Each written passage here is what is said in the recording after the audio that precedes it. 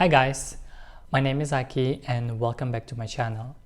This week is a Pride Week in Argentina, Buenos Aires, and I was attending this movie festival related to LGBTQ plus topic, and I've seen a documentary called Alex and Ali about an American guy and Iranian guy who falls in love when they were young and then they meet up after 35 years, which was really cool.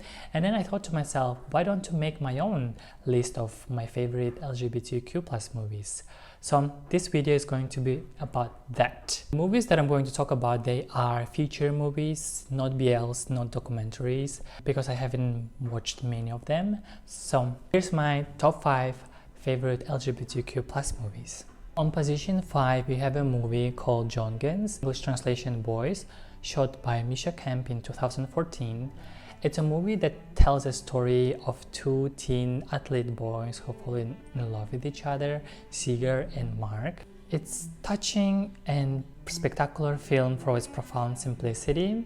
It's about friendship, it's about emotion and desire, shy reactions and courage, as well as family crisis. This movie represents that kind of teen love that I didn't experience when I was younger. And every single time when I watch this movie, it almost feels like I'm living the life of the characters, and it's really comforting me. On position 4, we have a movie called Amanit, directed by Francis Lee in 2020. I also have seen other movies directed by Francis Lee, like for example, God's Own Country, which I really enjoyed.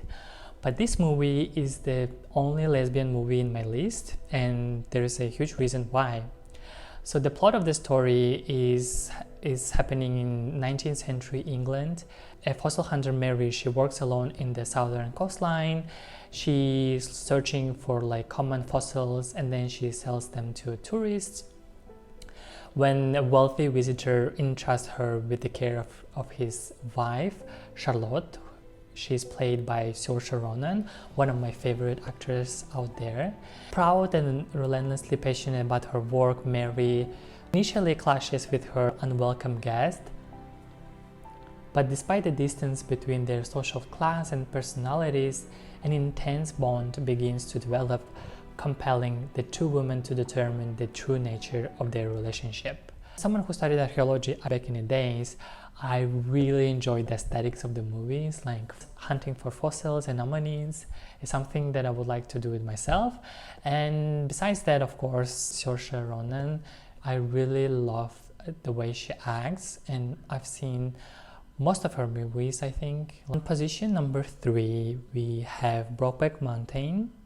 It is one of the first movies that I've ever seen, and I saw the movie when I was really child.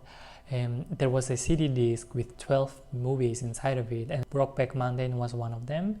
And back then I didn't really get the plot, and I didn't really get the idea of the movie, maybe because I wasn't conscious enough to understand all of this. But then I rewatched it and I thought that this is one of the best LGBTQ plus movies that has ever existed. The story begins in the warm summer of 1963 when cowboys Ennis Del Mar and Jack Twist ended up on the sheep farm. They were looking for work and they started working as shepherds. And under unexpected circumstances, the two men developed an intimate relationship that evolved into a profound but secret bond right under the noses of their families. The movie left me wanting more, and I ended up reading the book that the movie was based on. It's called the same, Brokeback Mountain, written by Annie Proulx. I hope I'm pronouncing it correctly. On position 2, we have Happy Together by Wong Kar-wai. I've seen this movie back in college, and I instantly fell in love with just the aesthetics and the narrative. I generally think that Wong Kar-wai is one of the greatest directors out there. All of his movies are from another realm almost, and it's captivating, and then you want more of it.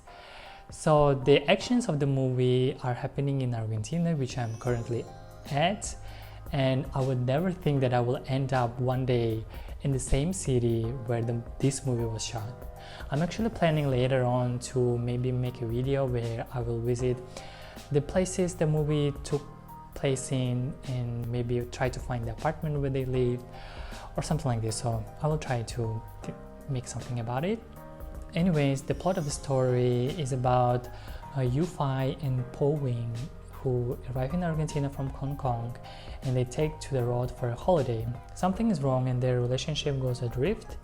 A delusioned Yu-Fei starts working at a tango bar to save up for his trip home when a beaten and bruised Po Wing reappears, and Yu-Fei is empathic but is unable to enter a more intimate relationship. After all, Po Wing is not ready to settle down, and Yu-Fei now works in a Chinese restaurant and meets the youthful Chang from Taiwan. Yu-Fei's life takes on a new spin while Po Wing's life shatters continually in contrast. So I love this movie, first of all, because of the aesthetics. I really love it for the music, and I really love it for the actors because they're really handsome. Before I jump into my number one in my list, I would like to make some honorable mentions about those movies that couldn't make it to my list, but I really like them.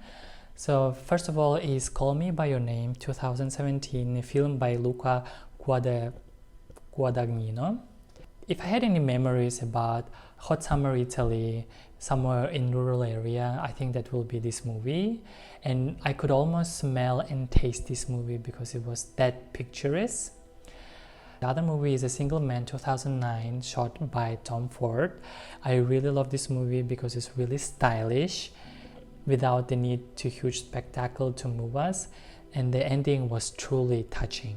Next we have Tom at Farm, 2013, a movie by Xavier Dolan. Is one of my favorite directors out there. The film tells the story of a man called Tom who pays an unannounced visit to his late boyfriend's farm in a small town in Quebec, and he meets the brother who is violent and widely feared by the whole town. Yet Tom is really attracted to danger and stays at the farm, and it drives viewers to think deeply about the reasons for their seemingly inexplicable behavior, which is engaging and thrilling at the same time.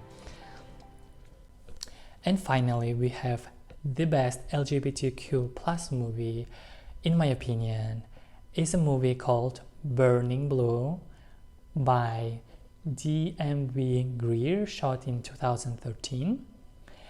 Two Navy fighter pilots find themselves in the midst of a forbidden relationship, throwing their lives and careers into disarray. I really love this movie, and I think that this is the movie that touches me the most because the actors, first of all, they're really good looking.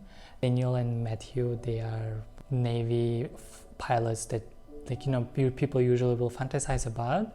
The story itself was really intriguing and the ending was unexpected, and you could actually feel how the Daniel is feeling the sorrow and pain after he lost his love of his life, and quite dramatic, but at the same time really beautiful. You just start thinking that the real love exists there, and it is true, even though when in reality it's really hard to find such kind of love.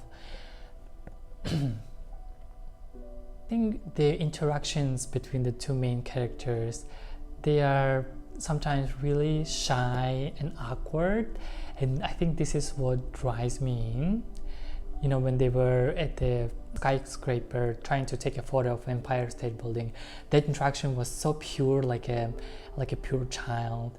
Or when they were laying in the hotel and then Daniel is trying to make his move and kind of touch him, and then he finally does it, and it kind of feels like, oh my gosh. And I think the scene when they see each other for the last time could be more sexual. I liked a little bit of that in that scene, and yeah, and then the ending was also really beautiful. Here you have my top 5 LGBTQ plus movies, and I hope it was interesting and maybe you will guys get some inspiration to watch these movies. It's actually really interesting why my straight friends, they usually don't watch gay movies. I think that they're lacking a lot because these stories are really beautiful and really valuable, and then I think they should consider it too. So yeah, if you are straight and you're watching this video, please watch these movies as well, and there is nothing that stopping you from doing so. If you guys have any LGBTQ plus movies recommendations that I haven't mentioned in this video, please write in the comment section, so I will have a look at it and maybe I will watch it and also share my thoughts about it. Or if not LGBTQ plus movies, just any movie, you can write it down, and then I would really love to have a look and maybe chat with you guys and talk about the plot and the scenes. So thank you so much, and I see you in my next video. Bye.